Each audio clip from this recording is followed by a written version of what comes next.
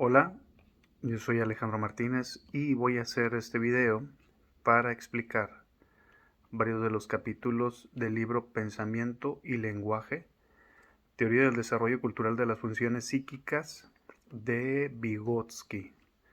El libro es de Ediciones Fausto de 1995 y bueno, primeramente respecto del autor.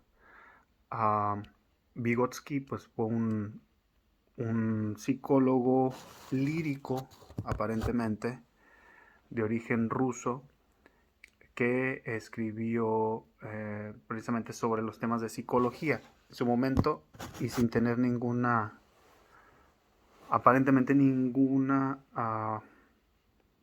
entrenamiento o formación específica para tal fin, pero el resultado de sus documentos y de sus propuestas pues es relevante y sigue siendo referencia en muchos sentidos.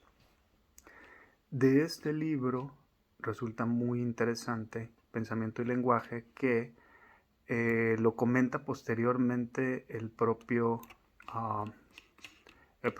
Jean Piaget,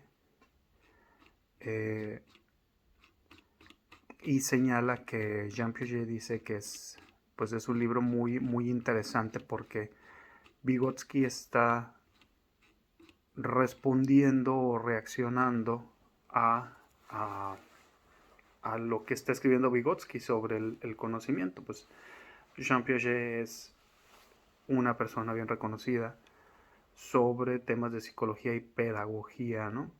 El libro que vamos a comentar trata mucho sobre un tema también en el que Jean Piaget escribía bastante, que era el lenguaje en la infancia. Entonces voy a basarme en notas ya presentadas sobre este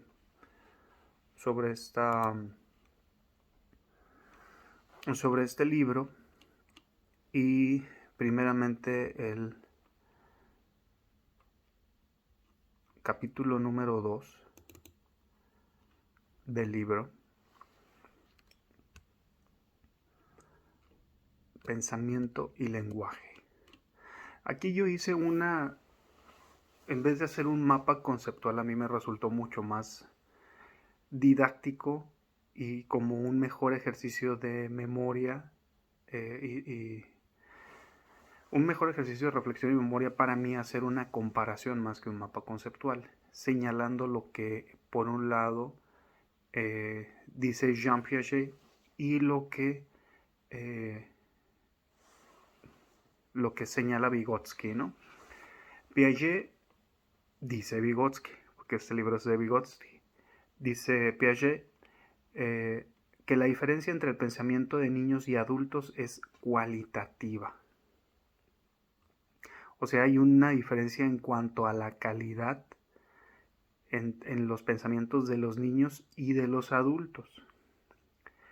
Vygotsky, más que hacer referencia a la calidad del lenguaje, dice que el lenguaje de la niñez es de naturaleza autista, o sea, hacia uno mismo, como si fuera un monólogo, mientras que el lenguaje de los adultos es social, ¿sí? O sea, el niño en sí, dice Vygotsky, no es que hable mejor o peor, más bien dicho el pensamiento, sino que el lenguaje de los niños tiene una función interna, mientras que el de los adultos es un lenguaje hacia el exterior.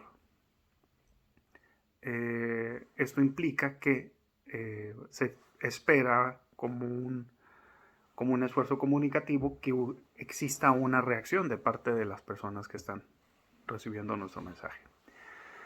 Dice Piaget, la principal característica del pensamiento del niño es su egocentrismo. He entendido esto como que es el niño el origen y el fin de todo lo que él mismo piensa. Vygotsky lo lleva al lenguaje y dice que el lenguaje egocentrista, que es el mismo que hace referencia a Piaget, no es inocuo, o sea, no es una producción que no tenga una finalidad o un efecto, sino que es un medio expresivo y relaja la tensión. Se utiliza la búsqueda y planteamiento de problemas. Vygotsky hace referencia a poner, por ejemplo, que un niño, de las observaciones que él hizo, que los niños cuando están viendo un problema o están resolviendo un problema, si es juego, lo que hacen es que ellos están hablando consigo mismos, ¿no? Entonces no es social como en el caso de los adultos, sino que es para sí mismo.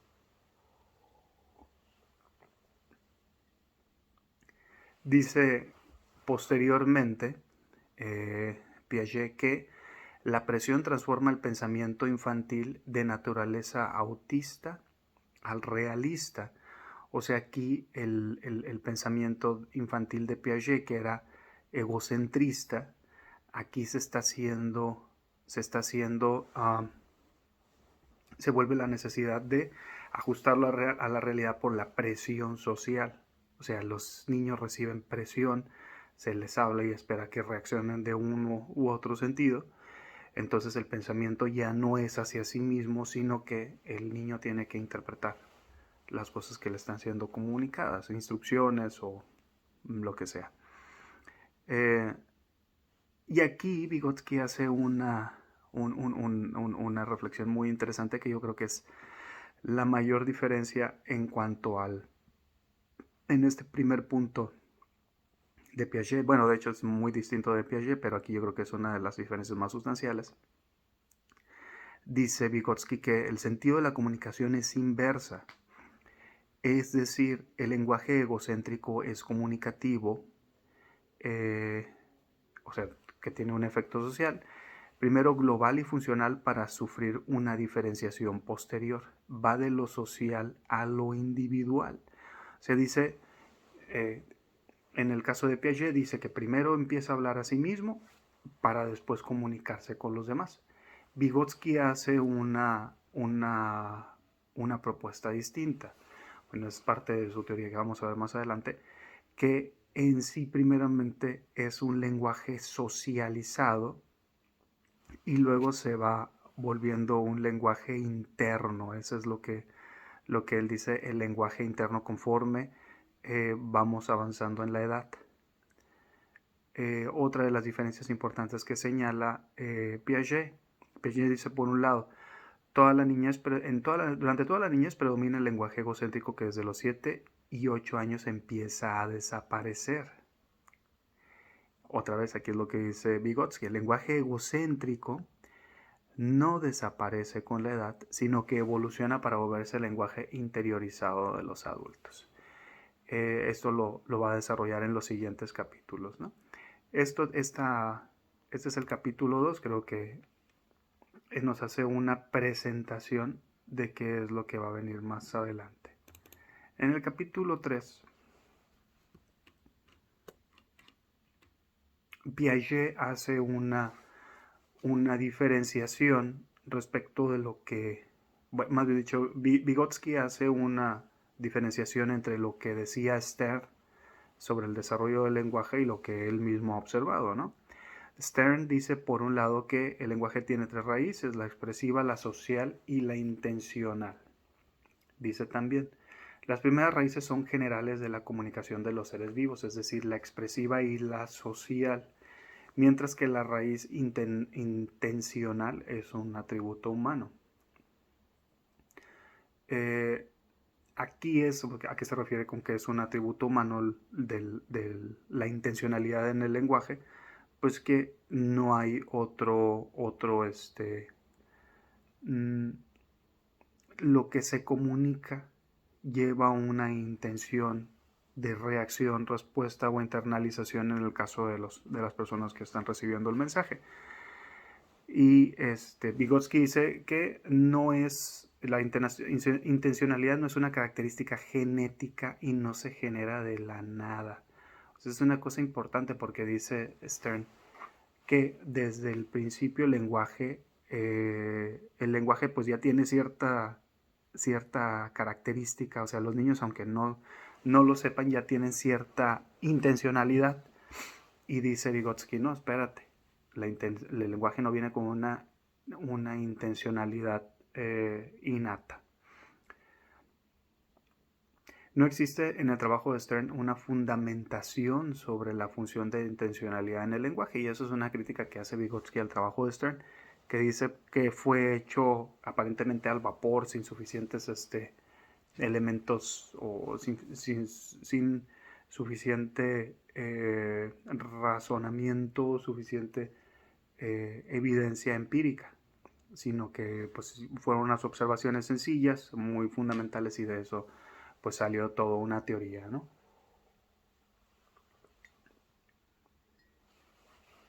Dice aquí una de las diferencias más importantes con Stern, dice que los niños de hasta 2 años tienen una capacidad de razonamiento complejo y pueden establecer una relación entre el signo y el significado en la comunicación, o sea, el signo siendo la palabra.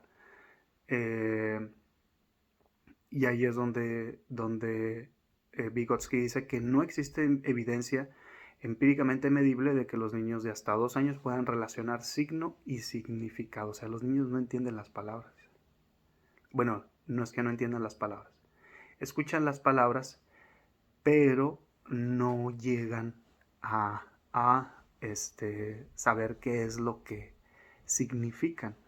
Y de esto, pues obviamente más adelante el mismo Vygotsky en los capítulos posteriores señala cómo se crean los conceptos, ¿no? Que tiene que ver con el significado de los signos. Dice Stern, por otro lado, el niño descubre la relación entre signo y significado de manera espontánea. Y dice aquí Vygotsky, dice, el establecimiento de una relación entre signo y significado requiere de tiempo y varias pruebas y errores. Esto lo señala, esto lo desarrolla muy bien en los capítulos posteriores. Ahí sí dice, no sabes qué, Stern, estás muy equivocado si crees que un niño va a saber qué es lo que significa una palabra de manera espontánea, pues ni que fuera divino. Dice también, por otro lado, Stern, atribuye a las capacidades intelectuales alcances exagerados al grado de prácticamente generar de manera espontánea el dominio del lenguaje de los niños. Eso es lo que dice Stern, o sea, los niños nacen básicamente siendo genios. Y el dominio del lenguaje, dice Vygotsky, requiere de un proceso cognitivo largo y capacidades y esfuerzo por parte del niño. O sea, sí está muy exagerado lo que dice Stern de cómo se genera el lenguaje y las capacidades de los niños, ¿no? Bueno, en el capítulo 5, que se refiere ya a... Perdón, no es este.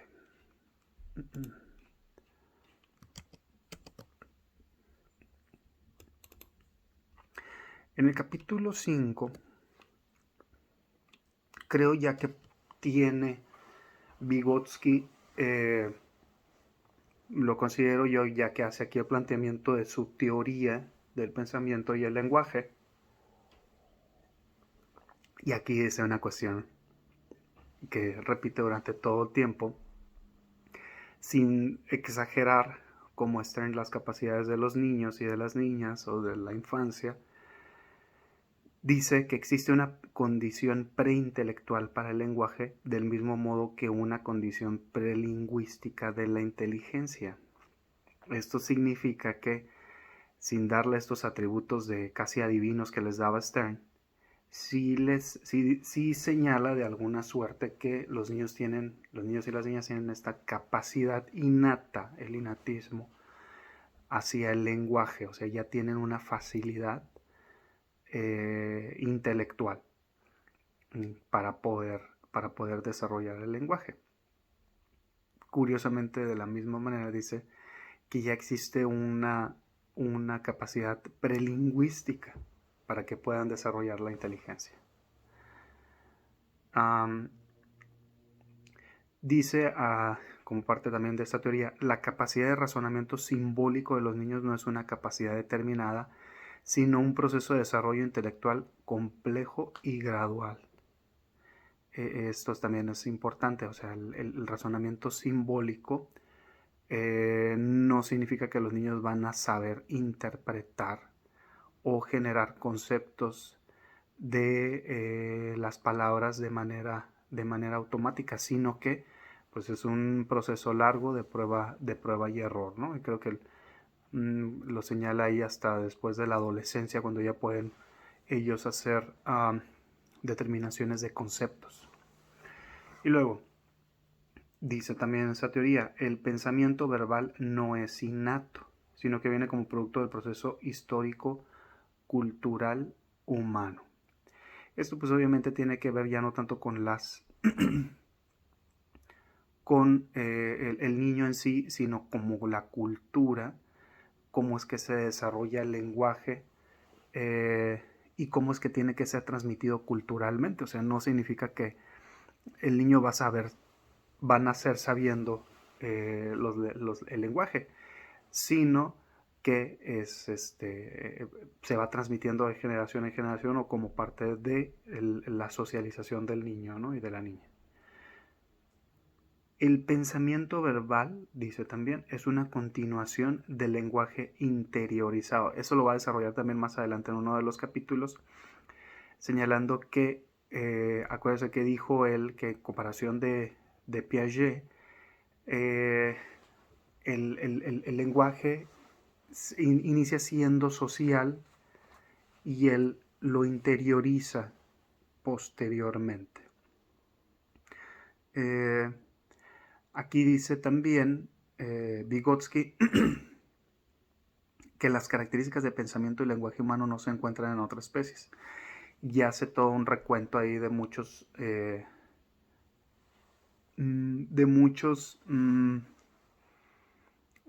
experimentos que se hicieron con otros animales que aparentemente podían hacer algún tipo podrían tener algún tipo de comunicación, pero pues que él determina, no, esto no es una comunicación, esto son otras cosas que no tienen que ver con una comunicación. La comunicación pues tendría que ver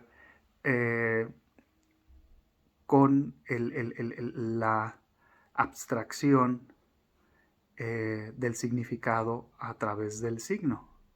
O sea, las cosas significan algo, se abstraen en una palabra y esta palabra es la que sirve como vehículo o como transporte del significado.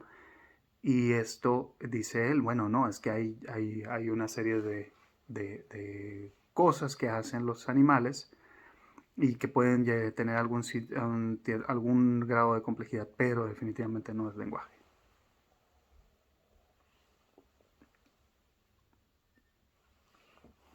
La evolución, en todo caso, en que esta parte de la teoría de Vygotsky dice, el lenguaje se interioriza antes psicológica que físicamente, como consecuencia de la siguiente evolución.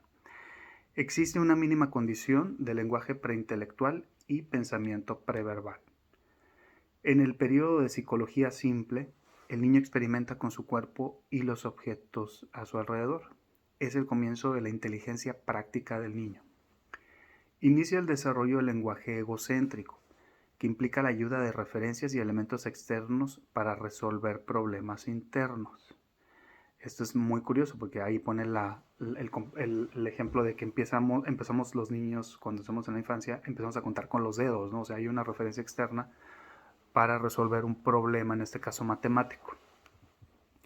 Y finalmente se llega a la etapa del lenguaje interiorizado sin sonido y empieza a aplicar relaciones inherentes y signos interiorizados, o sea, ya se complejiza bastante cómo es que piensa el niño. Perfecto.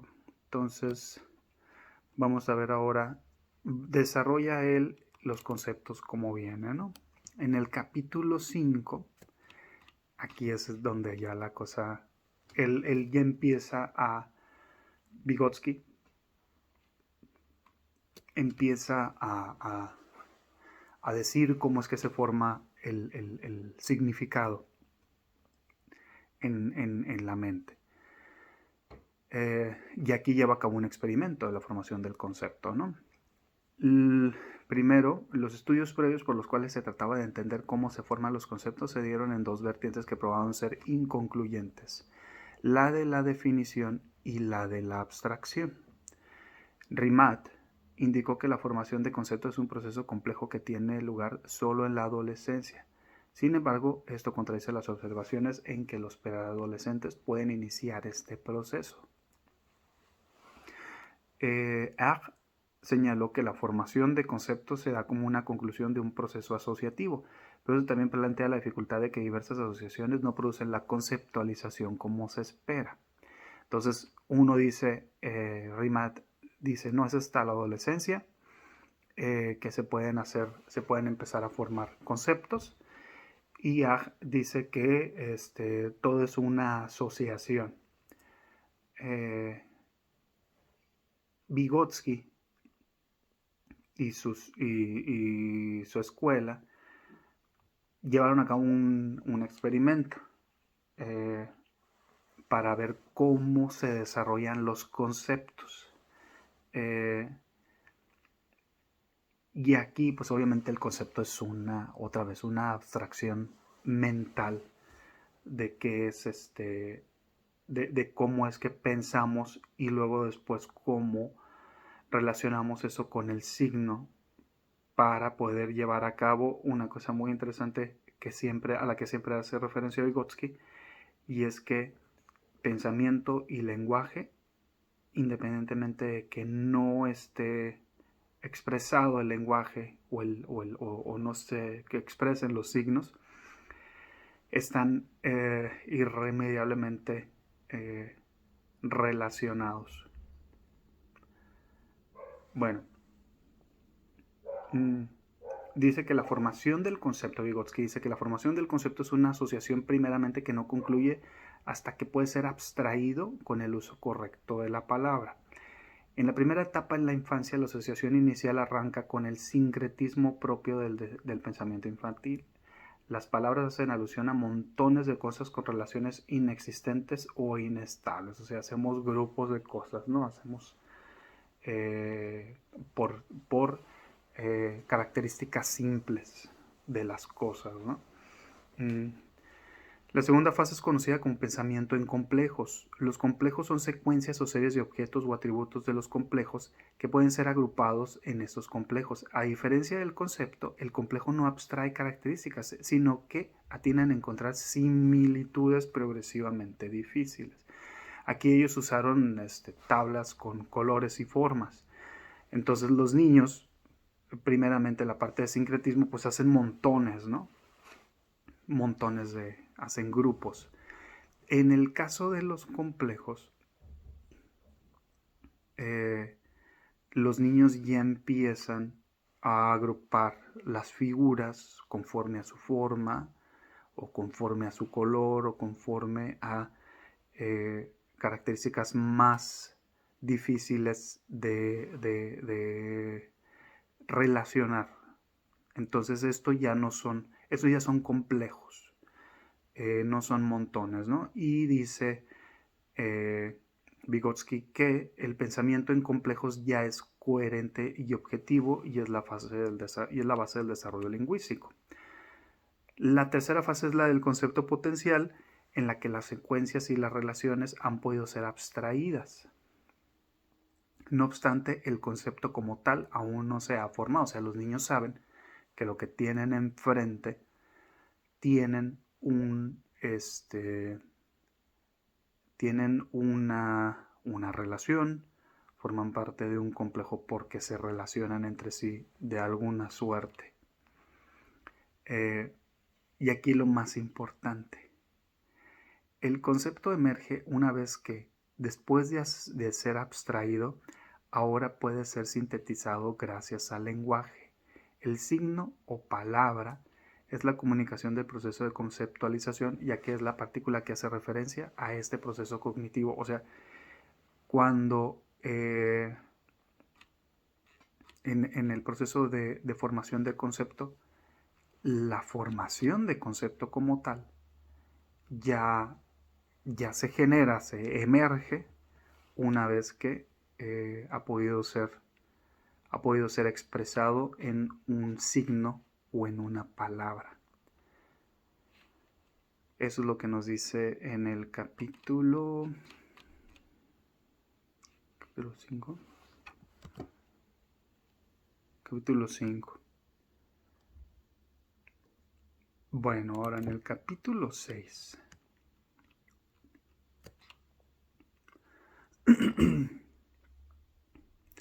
El desarrollo de los conceptos científicos en la infancia, o sea, no conformes con saber cómo se forma un concepto, pues ahora hay que hacer, trata de determinar Vygotsky cómo es que se forma el concepto de asuntos científicos. Entonces está muy interesante porque cómo los niños pueden entonces aprender cosas referentes a la ciencia.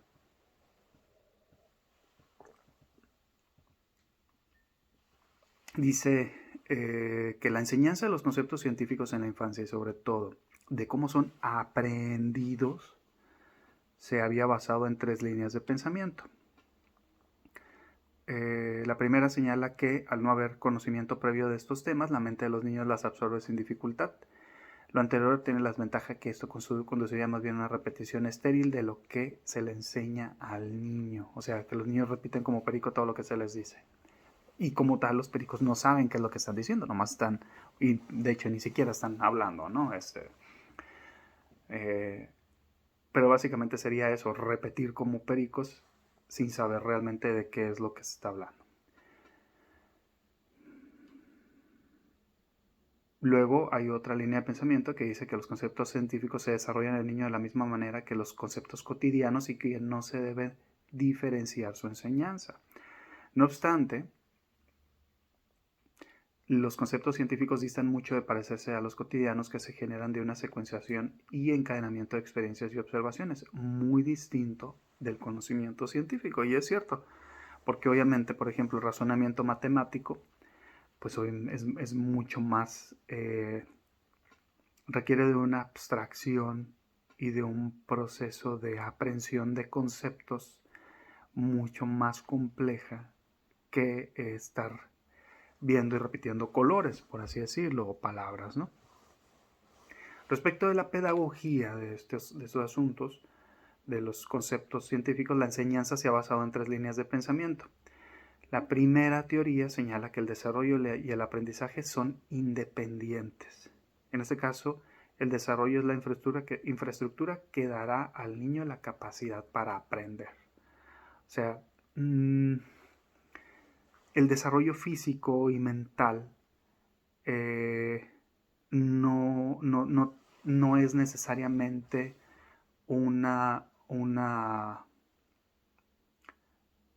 no va a determinar el nivel de aprendizaje, salvo que es como el armazón que le da a los niños la capacidad de aprender, pero no tiene una cosa que ver el desarrollo y el aprendizaje.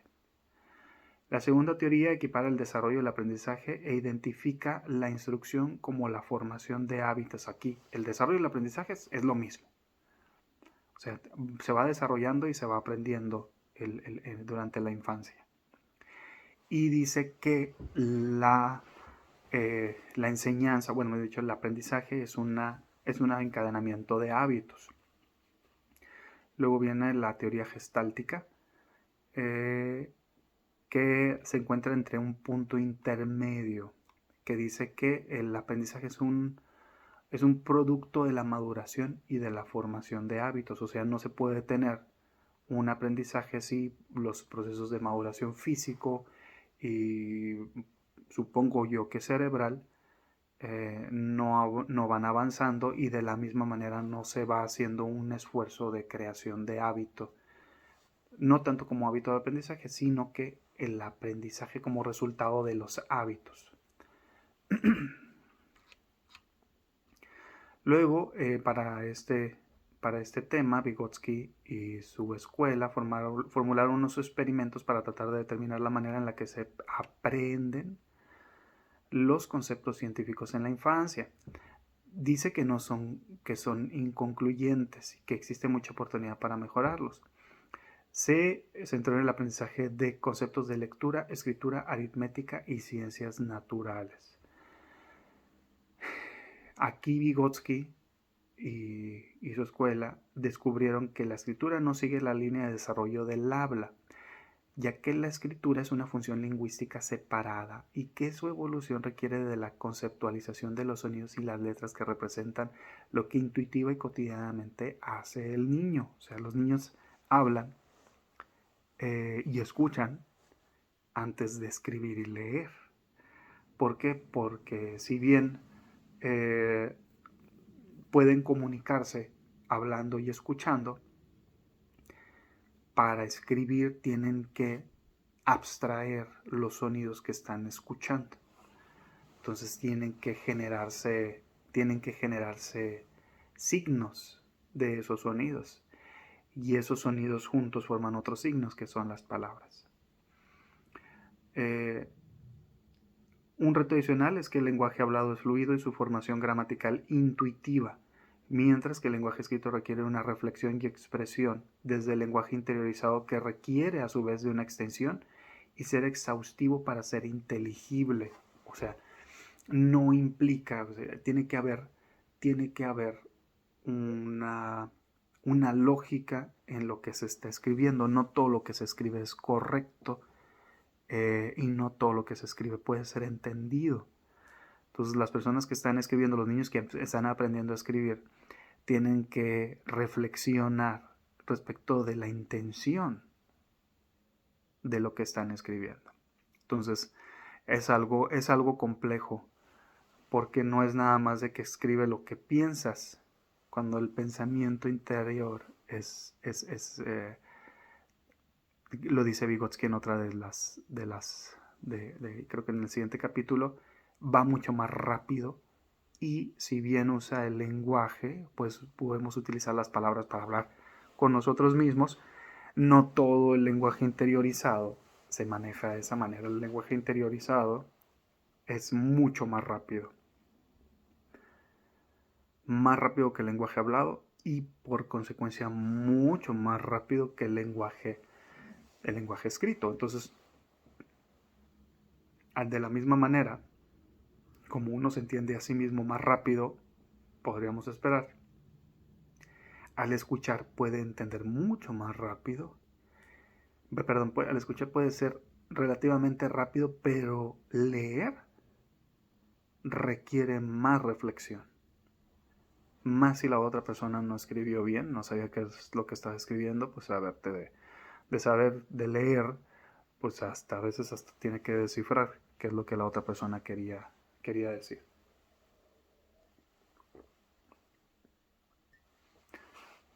Lo mismo pasa con la aritmética y las ciencias naturales. Lo que estábamos señalando, la cuestión de la cantidad, de cómo empezamos a razonar nosotros los conceptos aritméticos, del 1 al 9, por ejemplo, y luego sale el maravilloso 0, que significa en el sistema métrico decimal, que es un 0, pero que también es una potencia, dependiendo del espacio que ocupe en la escritura de los números. El 0 es nada o es potencia. Entonces la enseñanza de la aritmética pues es muy, muy, muy, muy demandante por eso. Vygotsky y su escuela concluyen que si bien la enseñanza de estas asignaturas no implica la enseñanza de algo novedoso en sentido estricto, la reflexión y el proceso de aprehensión son centrales para el desarrollo de toda la potencialidad del lenguaje y habilidades, además de que es la base para el desarrollo de conceptos más complejos, como el cálculo, u otras cosas, ¿no? Las ingenierías, por ejemplo, la psicología, las ciencias humanas, todo lo que viene más allá, todo lo que se deriva después. Afirman que el conocimiento y el cotidiano de los estudiantes forman una convergencia virtuosa al situarse en orígenes distintos en el desarrollo mental del niño y la niña, ya que el lenguaje hablado se hace de manera inconsciente, pero para desarrollar el lenguaje científico deben tomar conciencia de esa verbalidad. Al converger conceptos cotidianos con científicos, se genera el desarrollo del concepto científico. O sea, no es... Tiene que haber una capacidad de abstracción mucho más potente para poder aprender a escribir, a leer, a hacer cuentas y las ciencias naturales, según Vygotsky, y pues parece que es plausible esa conclusión. Muy bien. En el último capítulo, pensamiento y palabra, o sea, ¿qué concluye Vygotsky con todo esto? Ya había presentado su teoría anteriormente, ¿no? Pero aquí en cierta forma la repite. El estudio de Vygotsky y su escuela, que pretendía descubrir la relación entre pensamiento y palabra, culminó con la conclusión de que no existe forma de interdependencia y que no es requisito sine qua non para el desarrollo de la conciencia humana, sino su producto. El ser humano es privilegiado al poder verbalizar y pensar. Según Vygotsky, pensamiento y palabra tienen una conexión que es resultado de una evolución. En la mente infantil existe un periodo prelingüístico del pensamiento y una preintelectualidad en el lenguaje.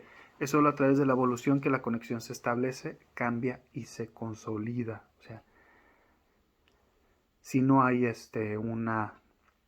un trabajo, un desarrollo, una maduración, no se genera el pensamiento, no se genera el lenguaje. No es hasta que el proceso de maduración del pensamiento del lenguaje de los niños concluye que han logrado trascender la bandera de la semántica, que estos pueden comunicarse con soltura y naturalidad con los adultos. La independencia de pensamientos y comprensión del lenguaje se ha alcanzado. Eso también es una cosa muy interesante, la semántica. El significado de las cosas. Saber, por ejemplo, que una cosa, que un signo puede tener muchos significados. Eso es muy importante. Y al mismo tiempo que un concepto puede ser abstraído en muchos signos. Eso también es muy importante. O sea, sí es un ejercicio que tiene que ver con la memoria, pero también en el raciocinio, para saber qué es lo que está tratando de comunicarse. Y aquí vuelve a uno de los temas que yo creo que Vygotsky, por este libro, creo que es uno de sus favoritos, que es el pensamiento interiorizado o endofasia. Señala que ha sido difícil de apreciar por su propia naturaleza. En un primer momento se consideró este pensamiento como una memoria verbal. Posteriormente se le consideró como un lenguaje sin sonido y finalmente se le conceptualizó como todos los procesos previos al habla, como los motivos del lenguaje. Sin embargo, el lenguaje interiorizado, concluye Vygotsky, es una función enteramente distinta del lenguaje. Tiene su propia sintaxis, su propia lógica y acomodo. Es en gran parte un pensamiento de significados puros. Es dinámico e inestable. Y aquí hace referencia a Dostoyevsky, que dijo que la inteligencia posee su propia estructura y su transición al lenguaje no es cosa fácil. Es por eso que la comunicación es compleja, puesto que no puede ser directa. El pensamiento primero debe ser traducido a significado y posteriormente al signo, que será utilizado para transportar ese significado. Entonces, Vygotsky, bueno, yo creo que Piaget y Vygotsky estaban muy interesados en saber cómo es que se aprende en la infancia. ¿Por qué? Porque a final de cuentas, ¿cómo puedes potenciar o cómo se puede potenciar el aprendizaje en niños y niñas de una manera más efectiva? O sea, cómo se puede aprender a hablar o cómo es casi como una discusión de que fue primero el huevo o la gallina. Aquí es que fue primero el lenguaje o el pensamiento. Y pues la gran conclusión de Vygotsky es de que existe un unas precondiciones que son de naturaleza humana para el habla y el pensamiento. Y dice, pues obviamente el lenguaje es un ejercicio intelectual, pero al mismo tiempo el ejercicio intelectual del pensamiento tiene una raíz en el lenguaje, que no en la comunicación. El lenguaje ya en la etapa madura, yo creo que esto también es muy interesante, ya pasando la adolescencia, las personas hablamos generalmente para nosotros mismos, en esto que él dice que es endofasia. Buscamos, y lo que él dice la endofasia es pensamiento de significados puros, o sea, es demasiado rápido lo que nosotros hablamos, no hablamos, sino nuestros pensamientos son muy rápidos, y ponerlos en palabras es más, es un proceso complejo para la obtención del lenguaje, el lenguaje hablado, y posteriormente su transmisión a través ya de una comunicación, pues es algo muy, muy pues es la culminación de un proceso de intelectualidad y evolución de la infancia, muy rico y muy, muy interesante. La comunicación, por el otro lado, pues es la comprensión por parte de la persona que está recibiendo nuestro mensaje, pues de qué es lo que queremos decir, ¿no? De esa intencionalidad. Pero pues bueno, eso es una cuestión que no estaba siendo señalada aquí. Aquí estaban viendo desde el principio, y esa era la discusión de Vygotsky tanto con Piaget, bueno, la discusión en el libro de los conceptos de Piaget y de Stern, de cómo se genera ese lenguaje.